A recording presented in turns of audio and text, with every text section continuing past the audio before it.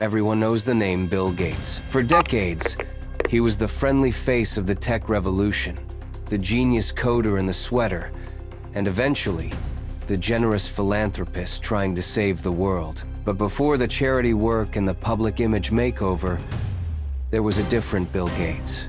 In the halls of Silicon Valley, he wasn't known as a saint. He was known as a ruthless conqueror who would do absolutely anything to win. And the story of how he actually made his billions isn't just about writing good code. It is about one specific, controversial, and brilliant business move that changed history. Some called it genius, others called it theft, and the US government eventually called it illegal. This is the story of the deal that tricked the biggest company on Earth, and the strategy that built a monopoly. To understand the heist, we have to go back to 1980. The world was very different. IBM was the undisputed king of computing. They were the giants. They made massive mainframes for banks and governments.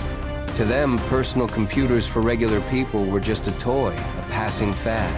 But they saw competitors like Apple making money, and they decided they needed to get into the game fast. IBM wanted to build a personal computer, but they had a problem. They moved too slowly. It usually took them 5 years to build a product, but they wanted the IBM PC out in less than 1 year. To do that, they broke their own golden rule. Instead of building everything themselves, they decided to buy the parts from other companies. They bought the chips from Intel. And they needed an operating system, the software brain of the computer, from someone else. That is when they called Bill Gates. At the time, Microsoft was a tiny company. They didn't even have an operating system. When the IBM executives in their blue suits arrived at Microsoft's small office, they mistook Bill Gates for the office assistant because he looked so young. But Gates was sharp. He knew IBM was desperate. At first, he actually sent them to another guy, a programming genius named Gary Kildall, who ran a company called Digital Research. This is one of the biggest what-ifs in history. Gary Kildall was out flying his plane when IBM showed up. His wife refused to sign IBM's strict non-disclosure agreement. The IBM lawyers got angry, walked out, and went back to Bill Gates. This was the moment.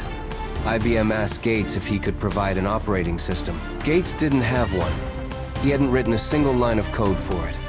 But he looked the IBM executives in the eye and said, "Yes, we can do it." This was the first bluff.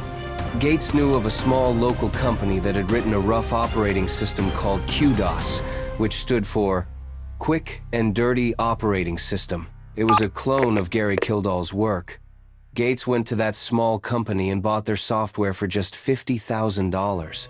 He didn't tell them he had the world's biggest client, IBM, waiting in the other room. He bought it cheap, polished it up, and renamed it MS-DOS. Now, here is the genius part. Here is the strategy that made him the richest man in the world. When it came time to sign the contract with IBM, Bill Gates made a demand that seemed small at the time. He told IBM that Microsoft wanted to keep the rights to the software. He said IBM could use it, but Microsoft would still own it. The IBM executives laughed. They thought the money was in the hardware, the physical machine. They didn't care about the software. They thought, sure, let the kid keep his code. They signed the deal. It was the biggest mistake in corporate history, because Gates knew something IBM didn't. He knew that other companies would soon copy IBM's computer. He knew that clones were coming, and that is exactly what happened. Companies like Compaq and HP started building computers that worked exactly like IBM's, but they needed the operating system to make them run. Since IBM didn't own the software, they couldn't stop Microsoft. Bill Gates went to every single one of these new computer companies and said, "I have the software you need." He licensed MS-DOS to every competitor IBM had. Suddenly, it didn't matter which computer you bought. You could buy an IBM, a Compaq, or an HP. It didn't matter. Inside, they were all running Microsoft Windows. Bill Gates was collecting a tax on every single computer sold in the world.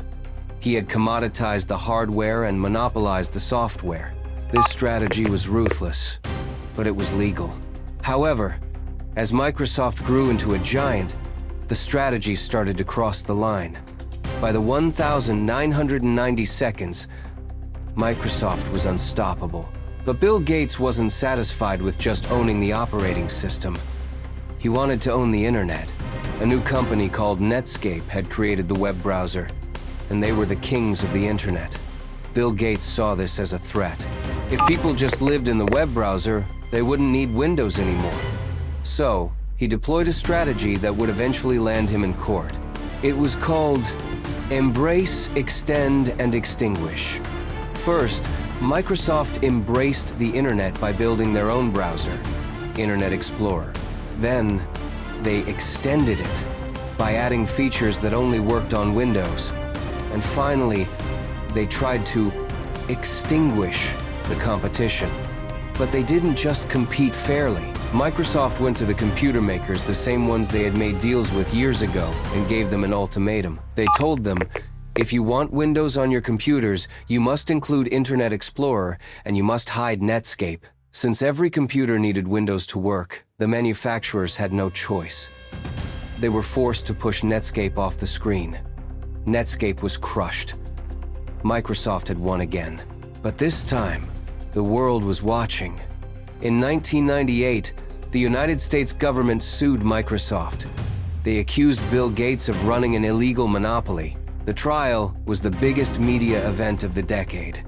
Bill Gates, the genius, was put on the stand. The prosecutor showed emails where Microsoft executives talked about cutting off the air supply of their competitors. They showed how Microsoft bullied smaller companies. Gates was argumentative and defensive. He claimed he didn't remember sending emails that were right in front of his face. The judge wasn't fooled. In the end, the court ruled that Microsoft had indeed broken the law. They had used their monopoly power to crush competition illegally. The judge even ordered that Microsoft should be broken up into two separate companies. It was a massive blow. The nice guy image was shattered. The illegal strategy had been exposed.